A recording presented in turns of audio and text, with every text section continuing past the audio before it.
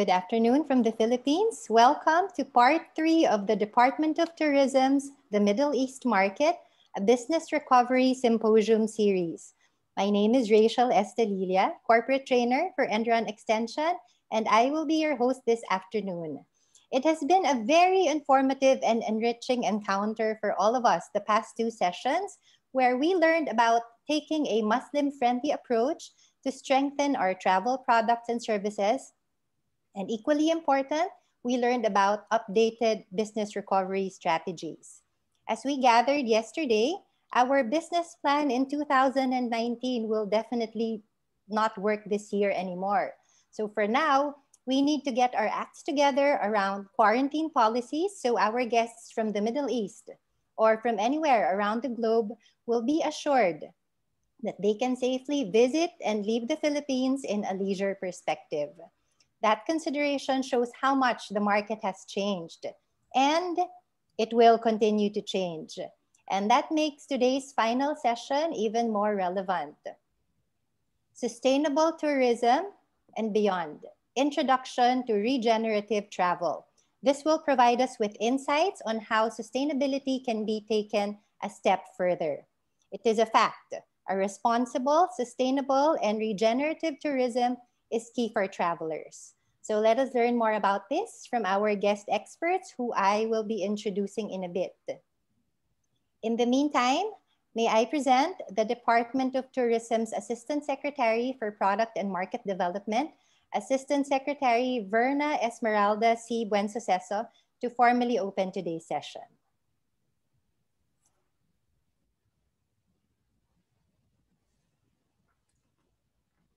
The year 2020 has taught us that there is no better time for us to nurture nature but now. Sustainable tourism has become a buzzword in the global tourism landscape and one of the emerging megatrends that we will see going forward. It is also something close to the hearts of the Filipinos. The Philippines has always been a staunch advocate of preserving a destination's pristine environment. This is further reinforced in the efforts that were undertaken for the recent makeover and rehabilitation of Boracay Island. Moreover, we are transforming 7 tourist destinations in the Philippines to be resilient, inclusive, and sustainable tourism showcase communities aligned with the targets of the National Tourism Development Plan of 2016 to 2022. To broaden and propel our advocacy for sustainable tourism, it is important for us to take our initiatives and our niche offerings to the Middle East market. As travelers from this region slowly embrace the need to be responsible travelers, a stronger need to further inculcate the value of sustainability on them also arises. This year, we continue to campaign for and highlight sustainable tourism while adapting to the new normal.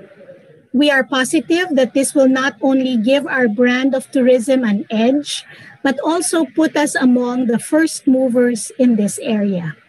We are determined to set the carrying capacity for all destinations and begin further efforts towards rehabilitation and sustainability. This means low volume but high value travelers. While we wait for travel movements between the Middle East and the Philippines to resume, we are doing our best to ensure that you have a good product at hand to promote. International travel bubbles demand a strict enforcement of health and safety protocols in destination countries. Soft and hard infrastructure need to be established and certified by both governments to ensure symbiotic and harmonious results. As such, we have been preparing our destinations as we prepare to open our international borders to our foreign guests. While Manila's walled city of Intramuros was chosen as Asia's leading tourist attraction in November 2020 and the world's leading tourist attraction in December 2020 by the 2020 World Travel Awards, it continues to conduct activities to preserve this heritage site aligned with sustainable development and to comply with health and safety standards. In Mindanao, the local government of Siargao Sugba Lagoon has completed the repair and cleanup of its facilities. This is part of its annual environmental recovery program. Meanwhile, South Cotabato's Lake Colon was closed for 2 months to give its ecosystem a rest and improve its facilities. Other destinations lined up for rehabilitation include Samal in Davao and Siquijor in the Visayas. Tourism regions in the Philippines are developing tourism development plans with sustainability and sustainable tourism as the main focal point. Sustainable tourism aims to counterbalance the social and environmental impacts associated with travel. Through the efforts of the Department of Tourism's Office of Product and Market Development, Middle East team, and our initiative to support tourism product development, we have with us today 3 global experts on tourism sustainability and regenerative tourism. I would like to take this opportunity to welcome and at the same time extend our gratitude to Mr. Gerald Lawless, immediate past chairman and honorary member of the World Travel and Tourism Council, Mr. Geoffrey Lipman, president of the International Coalition of Tourism Partners, and Mr. Nabil El Shafei, founder and CEO of TripsTech and Visit and Go. To our resource speakers, thank you very much for taking time to share your knowledge and expertise with us and the Philippine tourism stakeholders. Maraming salamat and mabuhay. Thank you very much, Secretary Wen Suceso. Some housekeeping reminders: the chat and question boxes are available in your Zoom control panels. So please feel free to comment, share your insights, send in your questions, and feel free to engage with us throughout today's webinar. So let's get the ball rolling. Presenting our first speaker, he is a veritable Lawrence of Arabia of the Middle East's burgeoning homegrown hospitality industry and the brains behind one of the fastest growing hospitality empires in the world. The former president and group CEO of the Jumeirah Group, we all know Burj Al Arab, right? He has transformed this landmark into the epitome of luxury, which has raised the benchmark for hospitality around the world. Graduated from the Shannon College of Hotel Management in Ireland, obtained a PhD in Business Administration from Johnson & Wales University in Rhode Island, joined the famous Trust House 40 hotel chain in the 70s, and spent 23 years managing its properties in the UK, South Africa, Ireland, and the Caribbean before establishing 40's Dubai office in 1991. He has also served as the head of tourism and hospitality at Dubai Holding, chairman of the World Travel and Tourism Council, and is currently a member of the advisory board for the world's greatest show, Expo 2020 Dubai. Ladies and gentlemen, please welcome Mr. Gerald Lawless. Thank you very much, Rachel. This is the problem with being so old, you know, it takes so long to introduce us. But thank you for that lovely introduction. And thank you, Madam Secretary, as well, for your introduction and painting the scene for what's happening within travel and tourism, especially in the Philippines. And this morning, I would like to just touch on, I have a short presentation, just touch on the areas of the importance of travel and tourism to the global economy. And I know nobody here really needs a lot of reminding of that because we're all very much convinced, but I think there are some numbers that will be worthwhile sharing. And then I will talk for a little bit about sustainability. But I think the real guru of tourism sustainability has to be Professor Geoffrey Lipman, who we're going to hear from later. So I look forward, Geoffrey, very much to your presentation as well. But if I could have just the first slide, please. I'd just like to quote from the president of the World Travel and Tourism Council, Gloria Guevara. And this is in our EIR, Economic Impact Report, regarding the Philippines and tourism. And she says that the WTTC's 2020 Economic Impact Report shows how fundamental the travel and tourism sector was last year.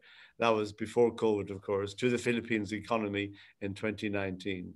It supported more than 10 million jobs, almost a quarter of the total number of people employed. And the WTTC's analysis highlights how vital the travel and tourism section will be in driving the recovery of the country's economy, generating again new jobs, driving visitors back to the country, and having a positive economic domino effect on suppliers across the entire supply chain within the Philippines. So on my next slide, we look very much at the actual numbers impact, and I'm sorry if it's not quite as clear as it should be. But we know that globally, travel and tourism accounts for 10.3% of the global GDP.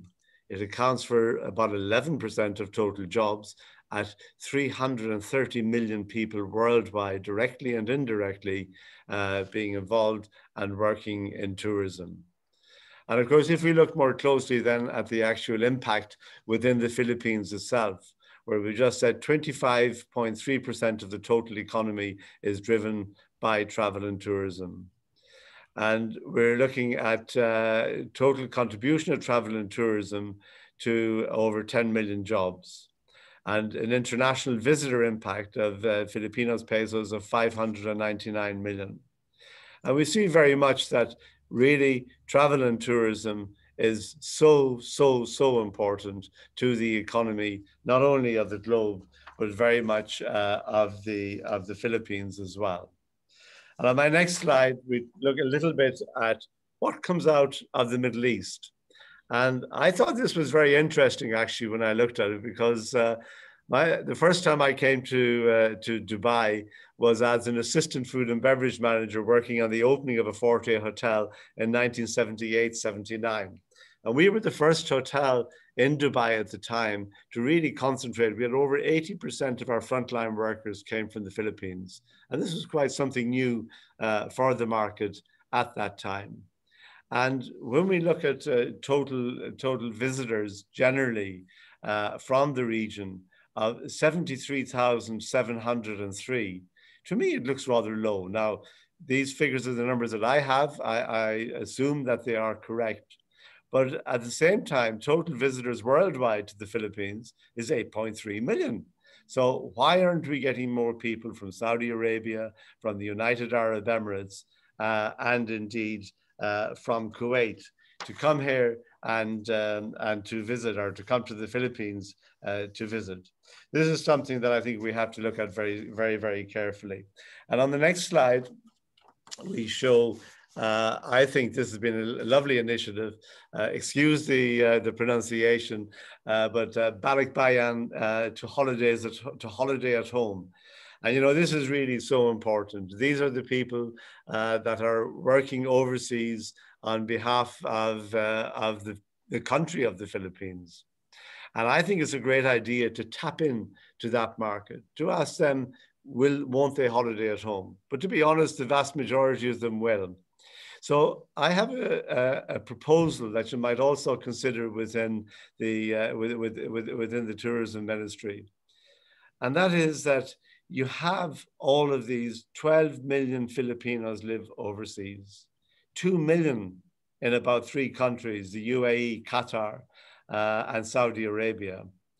And these people, all of these great workers that support so much the economies of these countries that we're talking about, they're fabulous people. And I'm not just saying this because I'm speaking today to the Philippines, but I do believe they could be fantastic ambassadors to actually encourage not only their own people to holiday at home, not only their own colleagues, but actually the host country residents. Like in the United Arab Emirates, we have a resident population of about 10 million, with one of the best airline connections in the world, if not the best airline connections with Emirates Airlines here in Dubai.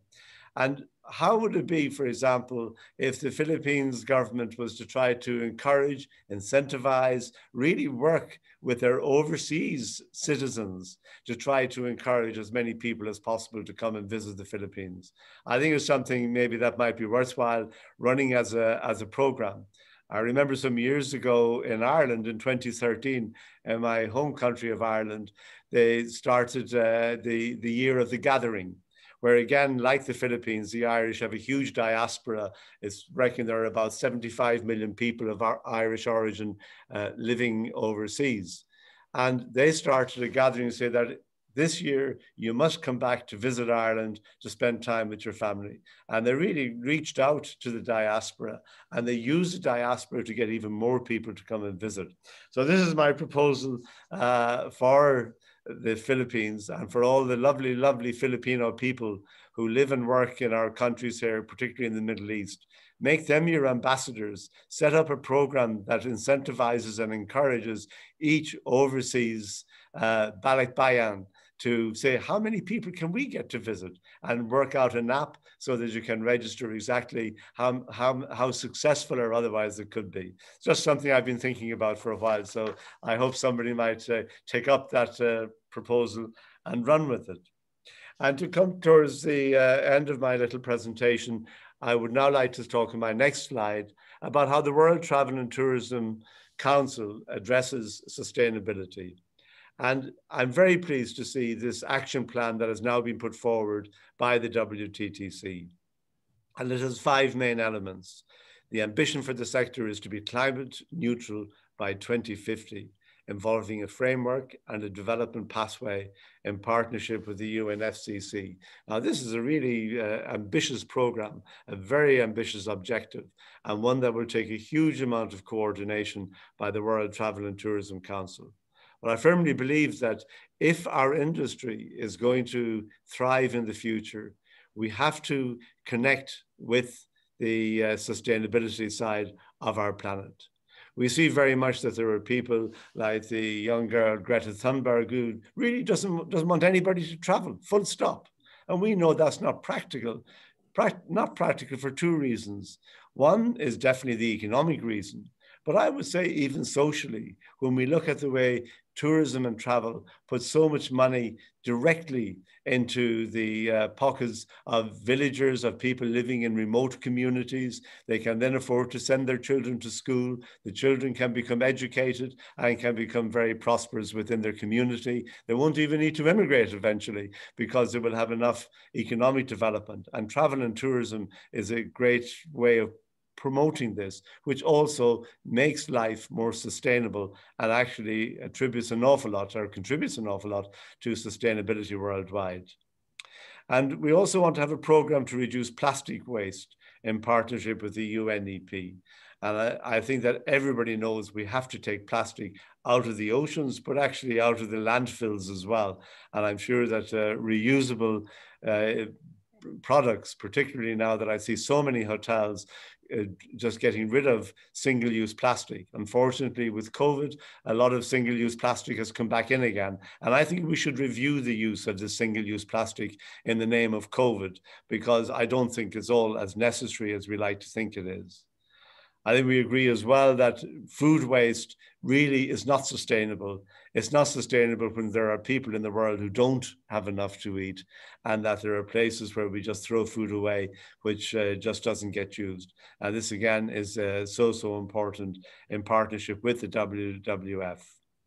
We want a creation of the WTTC Sustainability Hub, an online resource that will support research, drive best practice, and foster relationships with key partners to find climate solutions which are applicable across travel and tourism. And I believe strongly that it's important for us also, when we say that we want to foster relationships with key partners, we've got to realize that the people, for good reasons and for what they believe are the right reasons, feel that travel should stop or be reduced. We have to really relate to these people. We have to engage with them.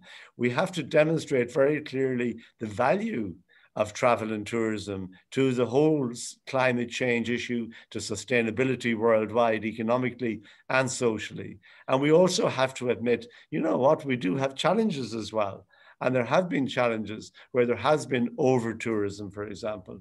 And how do we work together to try to sustain tourism and at the same time have environmental sustainability? And I think that doing this will bring the significant sustainability efforts that are taking place by companies across the world. We bring them together under the same umbrella. Now, we raise recognition as well as raise awareness, but I think also to raise cooperation between those who don't believe in travel and tourism and those of us who know and understand the benefits of travel and tourism. And I would like to finish by saying, congratulations to the Philippines on what you have done with Boracay, which was coming out very much as an island that was doing the wrong thing. You've closed it down. You even had another issue when somebody decided to bury a nappy on the beach. And also the island of Palawan to be now voted Condé Nast best island beaches in the world. So to the Filipinos everywhere, you have one of the best tourism products in the world. And let us see what we can do to ensure that we are driving more and more business using your fantastic Filipino ambassadors, i.e. all those great workers who work so much within the travel and tourism business and hospitality and have been my backbone for so long. And I really so much enjoyed working with Filipino people. Everywhere I've worked, they have been the best in the travel and tourism and hospitality industry. So congratulations and well done. Thank you very much. Thank you very much, Mr. Lawless. We will definitely take up on that ambassador program suggestion. And we can't wait for you to actually visit the Philippines, Boracay. Thank you. Sir, I'm just curious. You mentioned the sector to be climate neutral by 2050. Yes. 30, 29 years from now. Where are we at now at this point in time?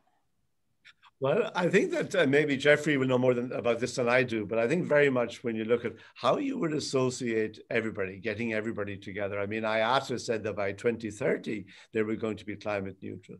I think it's a challenge, to be honest. Mm-hmm. And I think COVID has held that back.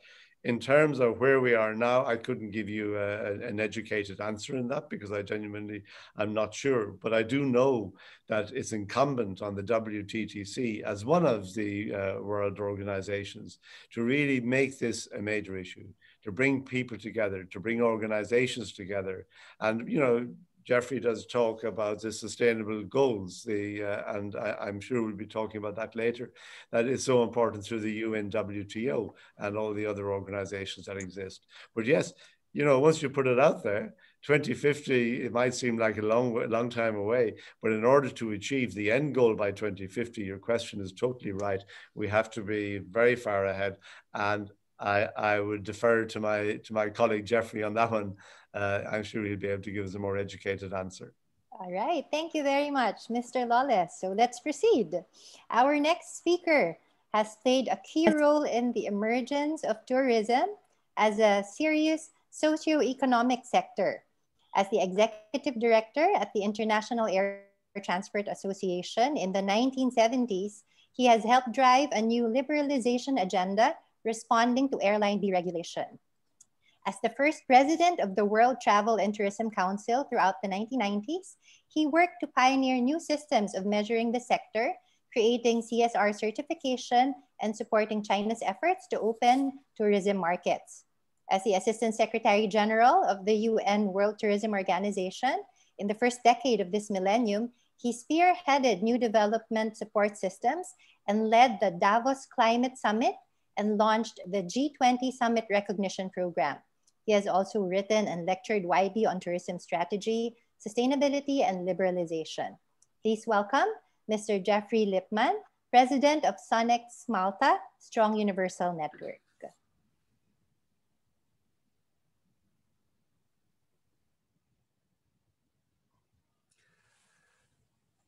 Thank you very much. I appreciate the invitation. And it's a pleasure to share a platform with my friend, who I shall now call Gerald of Arabia. And also, Gerald, it's a pleasure to have you suggest that I could make a more educated guest than you could, because you are a well-educated man. Let me start with a confession to bias.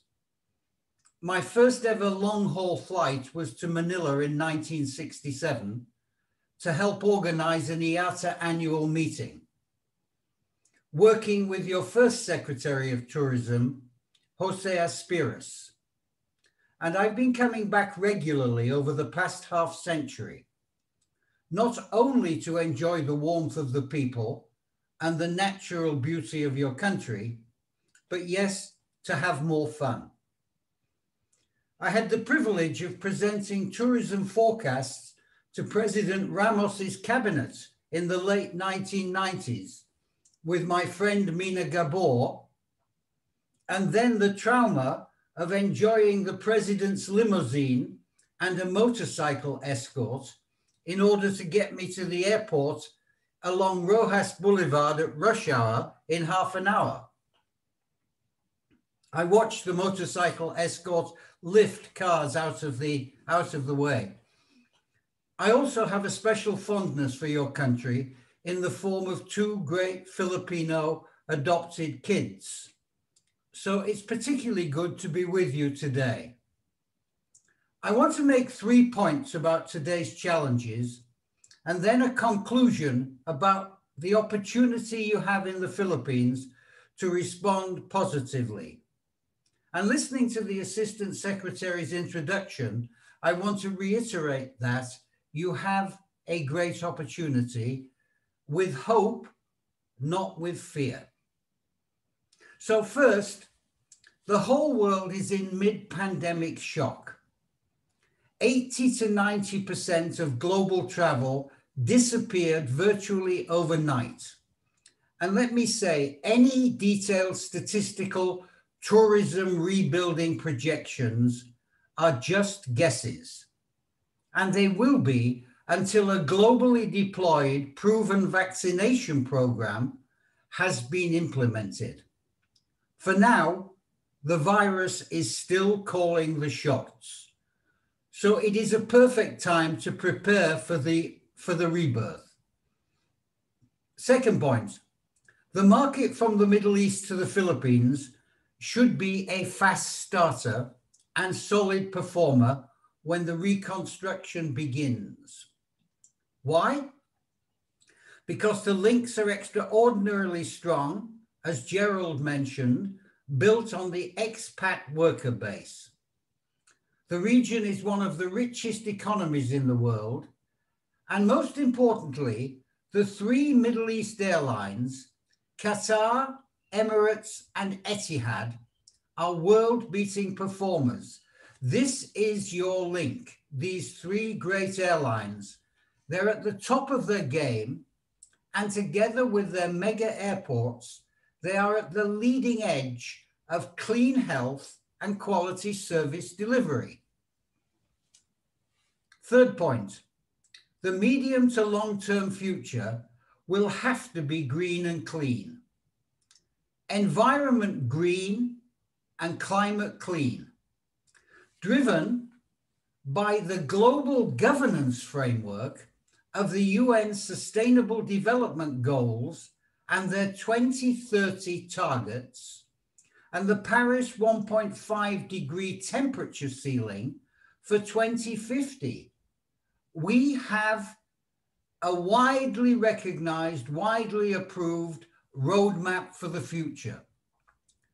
This multilateral governance framework, the SDGs and the Paris Accord, where the Philippines has played an active role, can be your big opportunity if you grasp the potential now. And that is where I want to focus my remarks today. As every school kid now learns, the future of our planet hangs in the balance in two broad dimensions. One dimension is sustainability, the planetary framework for survival of every species, including humans, is being devastated by our unrelenting population-driven pressures on the water we drink, the food we eat, the air we breathe, and the other species we coexist with. We are consuming nature's resources without replenishing them adequately and thoughtfully. And that was the very definition of sustainability by the Brundtland Commission as far back as 1987. And civilization's solution to this are the 17 SDGs, which cover the future of everything. And behind them, 169 targets and more than 200 indicators. This you don't usually see, with committees and commissions and working groups working full time to help our planet with a roadmap to fix our blind assault on nature. And let me make a side point here. This conference talks about regenerative tourism, and it's a good thing, but it's today's fad or fashion, like yesterday's eco and responsible and pro-poor tourism. All of these are covered by the SDGs, one or another of them, and each community or company has to choose the targets that apply to its unique situation. Pampanga has differing requirements than Legazpi or Tal. An airline has differing requirements and opportunities than a hotel. What all of them, however, require are a focus at one end on the planetary level impacts and at the other on the local socio-economic impacts. The planetary impacts and the socio-economic impacts. And some people call that glocal decision-making. Global principles, local application. Kate Raworth, the economist, calls it the donut effect. The outer edge of the donut representing the planetary boundaries, and the inner representing all of our social interactions and decency in the way that we live. That's the first dimension, sustainable development. The other dimension is climate, the extraplanetary controlled framework for our weather patterns, the heat, the cold, the rain, the sunshine, patterns which have been relatively stable for centuries and which our tourism flows are based on, our infrastructure is based on, our plant is based on. As you can see from this slide, the climate crisis will be COVID on steroids as it inevitably intensifies. COVID was like a sharp stab in the ribs with a knife. Climate is more subtle. It's like the frog that gets into the cold water, which is slowly being heated up until eventually it boils to death. And it's that boiling effect which is the big challenge of climate. The consequence of post-industrial global warming is dramatic and it's extreme. You've seen them, the forest fires, the floods that you've experienced, the droughts that you can see across Africa, the ice caps melting, and with it, millions and millions of climate refugees.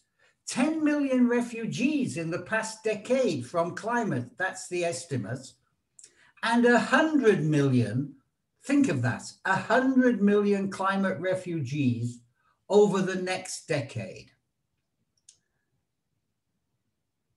Science tells us that the climate crisis is existential.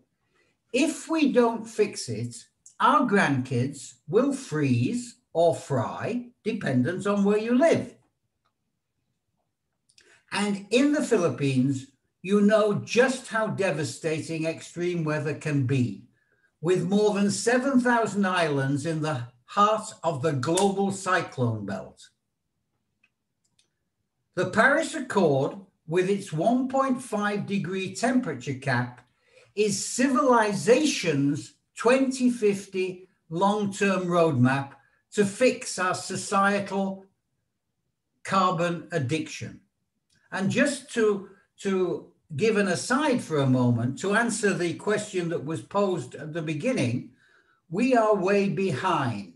We have already used 1 degree of the 1.5 degree since the Paris Agreement in 2015, in just 5 years.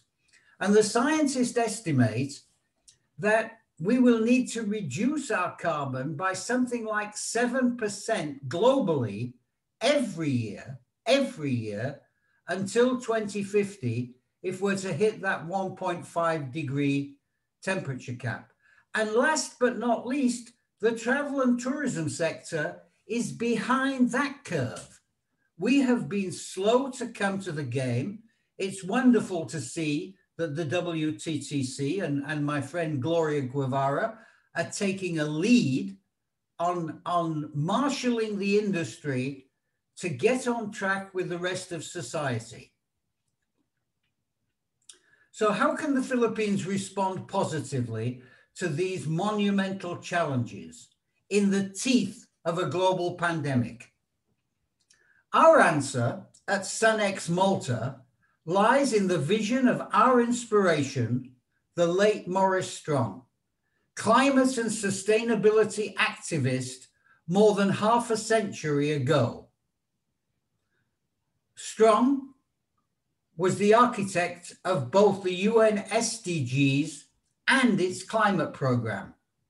And he was my friend for 25 years, the last years of his life. So with support from the government of Malta, the state that first put climate change on the UN General Assembly agenda, we have been developing a systemic response framework for the tourism sector.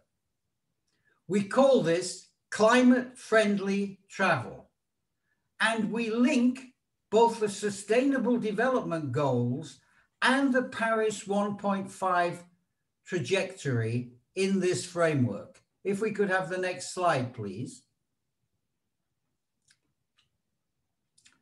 And here you see it on this slide. By framing tourism regeneration around these twin pillars, you will not only be able to build back better, but you will be able to place the sector in the mainstream of evolving international and national law and consumer demand. Every country is filing its targets for sustainable development and its targets for a Paris 1.5 scenario. And that will be an overarching framework, and travel and tourism is one element of society that has to fit into this evolving norm.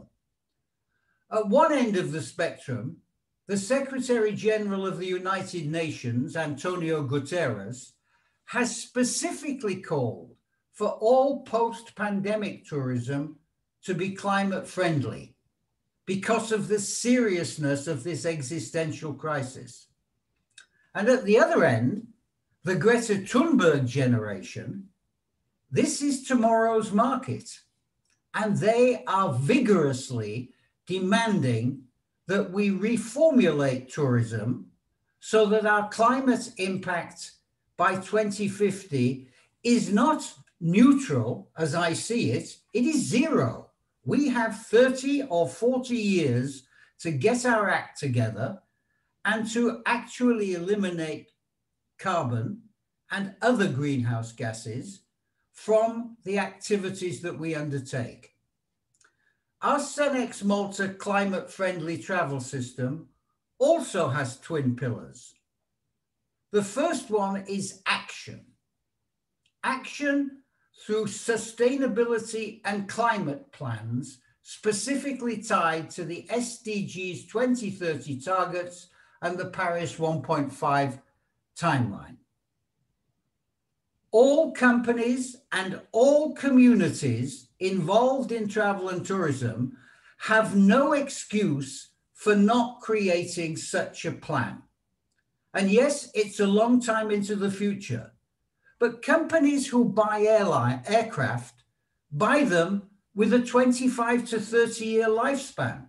Companies who build hotels have similar kind of visions. Now we have to factor in the green of the environment and the clean of the Paris Climate Accord. We've created, with the support of WTTC, a UN-linked registry to help companies and communities develop these plans and to transparently show them to regulators and consumers. It's what Ronald Reagan used to say about arms control: trust but verify. We've also put in place dedicated support staff, online best practice and learning resources, as well as promotional outreach challenge for those companies and those communities who get on the bandwagon.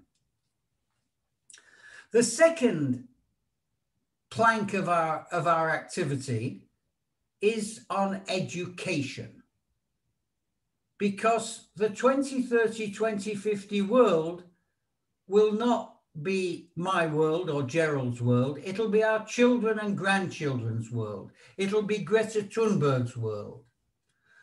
So we believe in profiling climate-friendly travel from school through university. And again, we've created a schools program. We've launched a graduate diploma course from the Institute of Tourism Studies in Malta to support this vision. In April, we will host the first global Strong Earth Youth Summit, an annual event to explore climate-friendly travel. And not for us to explore it, but for the young people themselves to explore it and to identify the positive directions which this incredible industry of tourism has to take to meet their emerging standards. Our plan is to have in place 100,000 strong climate champions across all UN states by 2030, trained to help company and community transformation. Our system rests on an underlying belief that we must bend our carbon trend as a sector like the rest of society. And you can see on this slide the black line of business as usual and the green line that we have to develop for the 1.5 scenario. We're cooperating closely with WTTC as an SDG 17 partner in this work because of their global leadership. And we stand ready to collaborate with the various stakeholders in the Philippines to help move you down the climate-friendly travel pathway. And in that context, let me conclude by citing, like Gerald, two world-leading examples that you have in the Philippines that can make you pathfinders in this respect and drivers of a greener, cleaner travel and tourism future, not just from the Middle East, but from across the re-emerging dynamic global tourism market. And you're in the heart of this in Asia. First is the Boracay cleanup, which Gerald has referred to. This was a world leader in applying SDG thinking to your tourism product, as well as to local living. Who wants to live on a beach that looks like the one you had there? And yes, it did have an impact for a moment in time on local lifestyles. And yes, the government handled that in an exemplary fashion. And today you have a global tourism icon. Secondly is the PDRNN, a bottom-up local community disaster response network across the country, which was built in response to the climate-driven Haiyan typhoon.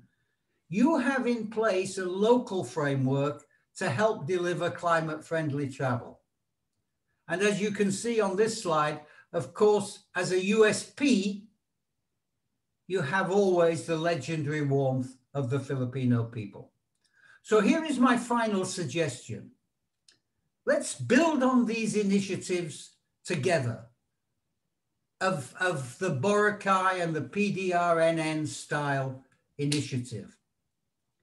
Let's kick off what we are calling this new decade, 2021, a decade of climate-friendly travel.